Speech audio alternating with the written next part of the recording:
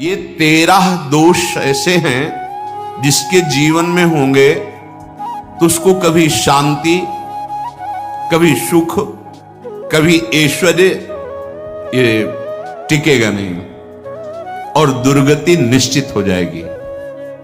बहुत ध्यान से सुने। एक श्लोक में 6 दोष और दूसरे श्लोक में 7 दोष।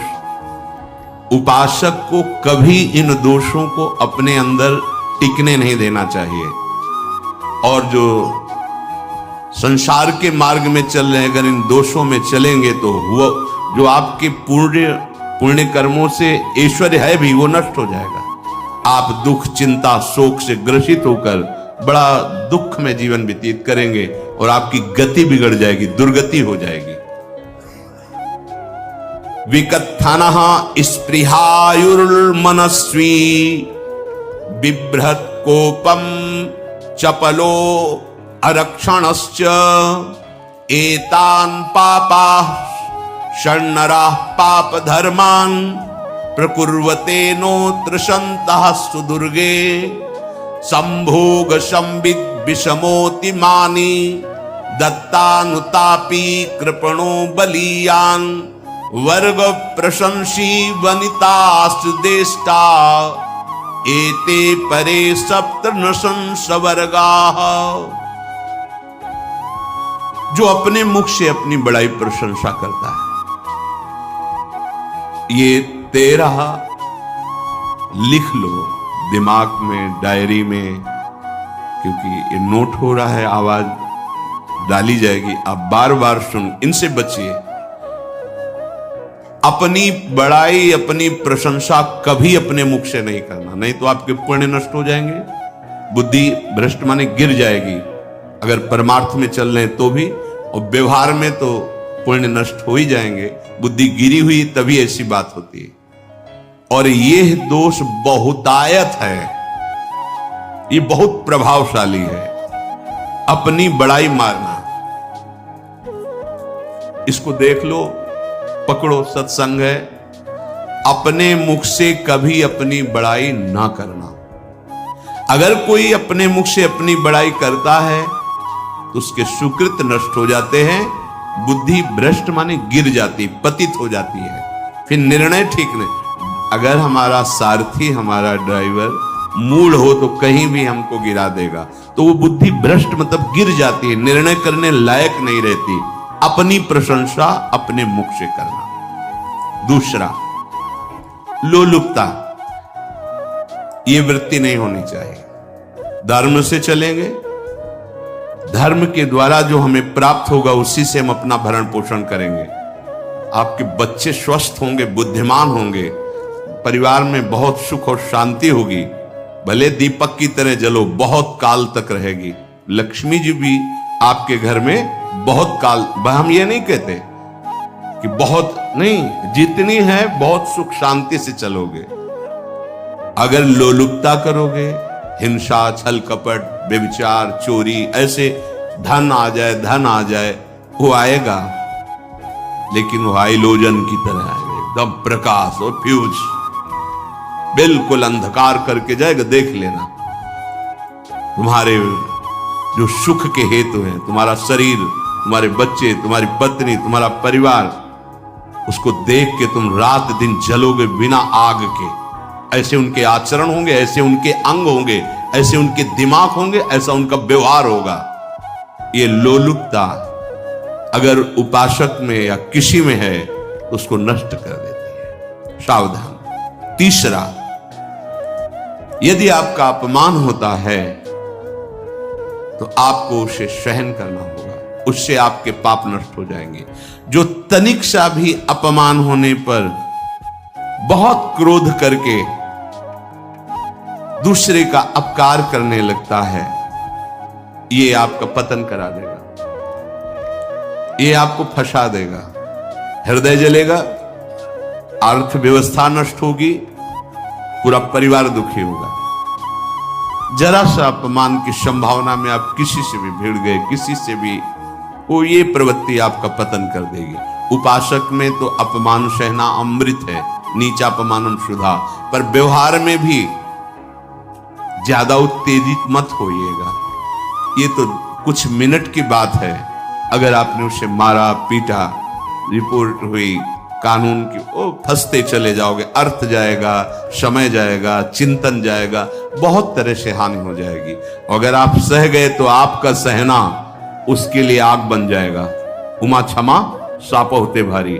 तुम्हें दंड देने की जरूरत नहीं, उसका एक कर्म ही उसे दंड दे देगा। आप शांत हो जाइए। आप सत्संगी हैं, आप शांत रहिए। चौथा, निरंतर क्रोध और उसका चिंतन। बैठे बैठे बस द्वेषियों का चिंतन ही हो रहा है, अंदर क्रोध का चिंतन और द्वेषियों का चिंतन ही हो रहा है। द्वेष भरी बातें, द्वेष भरे क्रियाएं, उन्हीं का चिंतन करके जलते रहना क्रोध से। उपासक को तो क्रोध करना ही नहीं चाहिए, बहुत शांत। ठीक है, अभ्यास में कभी क्रोध हो सकता है, उसको फिर समन करो, अंदर से प्रायश्चित, जैसा कि अब गलती हुई, आगे नहीं करेंगे। और व्यवहार में भी क्रोध को आप पीना सीखें। अगर बार बार आपका क्रोध प्रकट होता ही रहेगा, आपका स्वभाव बिगड़ जाएगा, आपके पुण्य नष्ट हो जाएंगे और आपका जीवन नष्ट हो जाएगा। देने वाला उतना दे देगा, आपको आनंदित रहो। पैसा खर्चा, सब पूरे जीवन का विध्वंस मचा दिया क्रोध ने। कहीं भी आप देखो, किसी से क्रोध करके देखो, फिर देखो तुम्हारा भजन चल रहा है, तुम्हारी वो आनंद वृत्ति है नहीं, जलोगे और वो जलन और गुस्सा दिलाएगी और वो बैठे बैठे जलो नहीं। ये क्रोध जो है, ये चाहे व्यवहार में हो चाहे परमार्थ में, दोनों की हानि करने वाला है। और आश्रित जनों की रक्षा ना करना। अगर कोई भाग कर आपके पास आ गया है, कोई पशु पक्षी या कोई मनुष्य, आपको चाहिए कि अब चाहे हमारे पहले प्राण जाए, उसकी रक्षा करें। सीवी जैसे तो कोई बिरले ही होते हैं, पर इतना जरूर ध्यान दें, जैसे कोई पशु पक्षी किसी भय से आपकी सीमा के अंतर्गत आ गया है, अब उसकी रक्षा करनी है आपको। अगर आप स्वयं मार देते हैं या मरवा देते हैं, या आपके सुकृत नष्ट कर देगा, या आपकी दुर्गति का कारण बन जाएगा। और जो पाप कर्म उत्साहित होकर करते हैं, उपासक को तो बहुत सावधान रहना चाहिए, पर व्यवहार में भी जो नहीं करना चाहिए, अगर वो पाप कर्म आपके द्वारा मन में प्रेरित हो रहे हैं, संकल्प बन रहा है, क्रियाएं हो रही, दुर्गति पक्की, पुण्य नष्ट हो जाएंगे, दुख अशांति बढ़ती चली जाएगी, कभी शांति नहीं प्राप्त कर पाएंगे। ऐसा नहीं कि जो मन में आवे सो करें। पापाचरण निडर और उत्साहित होकर करना, अगर ऐसे लक्षण है, निश्चित दुर्गति होती है। ये 6, अपनी बहुत बड़ाई करने वाला अपने मुख से, लोलुपता, तनिक से अपमान में सहन ना करने वाला, निरंतर क्रोधी और आश्रित जनों की रक्षा न करने वाला, और निडर हर्षित होकर पाप कर्म करने वाला। दूसरे श्लोक में 7 है, 6 7। 1, संभोग का ही चिंतन करना, संभोग में ही मन लगाना, संभोग दूसरी स्त्रियों के साथ करने की भावना रखना। संभोग, पहला है संभोग। रात दिन बैठे बैठे बस यही चिंतन करना, गंदी बातों का, गंदी बातें देखना, गंदी बातें सुनना, गंदी बातों का चिंतन करना। फिर अन्य माताओं बहनों के प्रति काम दृष्टि से देखना, कोई आ जा रही है, दृष्टि से काम भाव से देखना, भोग बुद्धि से देखना, निश्चित पुण्यनाश दुर्गति। बड़े बड़े उदाहरण इतिहास में हैं, जिन्होंने ऐसा दृश्य नेत्रों से देखने की चेष्टा की, मन में संकल्प किया, भोगने का, नष्ट हो गए, चाहे वो कितने बड़े प्रतापी हो। ये दुर्योधन कोई साधारण थोड़ी है, भगवान व्यासदेव जी के द्वारा ही तो, भगवान व्यासदेव जी ही इसकी उत्पत्ति का कारण है। अब देखो, इतने महान पुलस्त जी ही उत्पत्ति का कारण है रावण की। बस यही ऐसे दोष हैं जिनके कारण जीव नष्ट हो जाता है। ठीक है, धर्मयुक्त काम भगवान ने आदेश किया है। आपका पाणिक ग्रहण संस्कार हो गया है, संतानोत्पत्ति की भावना से कुछ पवित्र तिथियों का त्याग करते हुए चर्चा में हुई है। एक नियम है, एक आदेश है शास्त्र का। आप बहुत काम प्रवृत्ति वाले हैं तो प्रत्येक मास में जब माताएं बहनें पवित्र हो जाती मासिक धर्म से, तो जिनका पाणी ग्रहण आपने किया, जो पत्नी स्वरूप है, वो ठीक है। वहां भी बार बार के लिए व्यभिचार प्रवृत्ति के लिए शास्त्र आदेश नहीं करता, संयम पूर्वक, और उसका चिंतन नहीं करना। पाणी ग्रहण संस्कार है, घर में विराजमान है, एक संयम, एक नियम के अनुसार उसका चिंतन तो फिर भ्रष्ट कर देगा। चिंतन प्रभु का करना है, चिंतन प्रभु की सेवा जो आपके कर्तव्य, इसके चिंतन से बचो। घातक है, बहुत बड़ा जहर है। अगर विषय चिंतन होने लगा तो मरोगे, जिंदा जलोगे, दुर्गति भी होगी। ये अंदर की जो आग है ना, कामाग्नि, ये इतनी बढ़ती चली जाएगी, तुम्हारे होश खराब हो जाएंगे कि मुझे क्या करना चाहिए, क्या नहीं करना चाहिए। कुआ मदांधो मदना तुरोमा, अंधा हो जाएगा, नहीं दिखाई देगा अनुजा तनुजा क्या है, कौन है, कुछ नहीं, भ्रष्ट बुद्धि। संभोग का चिंतन नहीं। धर्मयुक्त काम आदेश है शास्त्र में। यदि आप प्रवृत्ति मार्ग में हैं तो अपनी पत्नी को जो पाणी ग्रहण स्वीकार किया है, वहां भी पवित्र तिथियों का त्याग करते हुए, एकादशी है, रामनवमी है, नव दुर्गा है, जन्माष्टमी है, राधाष्टमी, जो पवित्र तिथियों का त्याग करते हुए, और ऐसे जो मर्यादाएं हैं उसके अनुसार। और कहीं पराई स्त्री के साथ संभोग की बात, निश्चित दुर्गति पक्की है। ऐसे ही माताओं के लिए है, स्त्री शरीर के लिए है। यदि वो ऐसी गलत चेष्टा, तो पतिवंचक परपति रति करई, रौ नरक कल्पसत परई। ये भोग चिंतन से बचने की चेष्टा कीजिए तो क्रिया से अपने आप बच जाएंगे। क्रिया के पहले चिंतन होता है, चिंतन से ही क्रिया का आवेश आता है। चिंतन संभालिए, इसी से भगवत प्राप्ति होती है, चिंतन से, और इसी से दुर्गति भी होती है। अनन्यश्चिन्तयन्तु माम, भगवान चिंतन करे, मेरा करो, कर्तव्य कर्म मेरे को समर्पित करो। अब जब चिंतन संभोग का होगा तो बुद्धि भ्रष्ट हो जाएगी। ये जो राक्षसी प्रवृत्तियां सुनने को मिलती है ना, कि ऐसा हुआ, वो देखा, सुना और चिंतन किए, अब इतनी राक्षसी वृत्ति आ गई कि बस अब उनमें और राक्षसों में कोई अंतर नहीं रह गया। दूसरा, विषमता रखने वाला, सबके साथ बर्ताव ऐसा कि मैं बहुत श्रेष्ठ हूं और दूसरे सब नहीं, ऐसा व्यवहार। सब भगवत स्वरूप है, समान व्यवहार। जैसे आपके भोजन है, तो जो आप पा रहे हो वही सबको दीजिए। बैठने की व्यवस्था, उठने की व्यवस्था, क्रम बाय क्रम, पर उसको भी नीच भाव से मत देखिए। उस कोटि का उसको प्यार दीजिए, दुलार दीजिए, सम्मान दीजिए। इतनी विषमता न फैलाते रहे अपने जीवन में कि आप सबके निंदा के पात्र बन जाए। विषमता नहीं, सबको प्यार। हाँ ठीक है, पुत्र का अलग प्यार है, भाई का अलग प्यार है, पिता का अलग प्यार है, पर हमारा व्यवहार प्रीति युक्त होना चाहिए, विषमता भरा नहीं होना चाहिए। अगर हमारे चित्त में विषमता ही रही तो संसार है, प्रभु नहीं है। जीत विषम संसार कीर्ति जग बिस्तर है। जो विषमता पर विजय प्राप्त कर लेता है वही भगवत प्राप्ति का अधिकार है। ये विषमता बहुत बड़ी हानि है।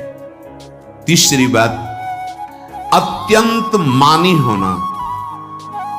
जहां आपके प्राण कमजोर होंगे, पुण्य नष्ट होगा, आयुश्री सब नष्ट होना है, ऐसे आचरण करवाएगा गुरुजनों के साथ, महापुरुषों के साथ। ये बहुत नीच प्रवृत्ति है। अत्यंत मान प्रियता, मुझे सम्मान मिले, उत्तम प्रवृत्ति है। सबको मान देना, स्वयं अमानी रहना। चौथा, दान देने की बात कह के मुकर जाना या दान देकर पश्चाताप करना। दे दिया है, बहुत जल रहे हो, दूसरे से वार्ता कर रहे हो कि पता नहीं क्या यार बुद्धि में हो गया, हमने उसको इतना कहा था, उतना दे दिया, क्यों दे दिया, ऐसा ऐसा, मतलब अंदर चिंतन करना, क्यों दे दिया तो दिया। इसके बाद जो आपका जलन हो रही, पश्चाताप, सुकृत नष्ट हो रहे हैं। दान देकर पश्चाताप करना या दान देने की बात कह के मुकर जाना। जैसे आपने कह दिया आपको इतना इतना ऐसा, अब आप मुकर गए, ब्याज सहित तुम्हें देना होगा, ये तुम्हारी दुर्गति का कारण बन जाएगा। ऐसे ही नहीं बोलना चाहिए, बहुत होश से। वाणी एक अमोल है, जो कोई बोले जान, ये तराजू तौल के तब मुख बाहर आन। पांचवा, अत्यंत कृपण होना। ना परिवार को सुखी कर पा रहा, ना अपने को सुखी कर पा रहा है, एक एक सिक्का बैंक में जो मर गया।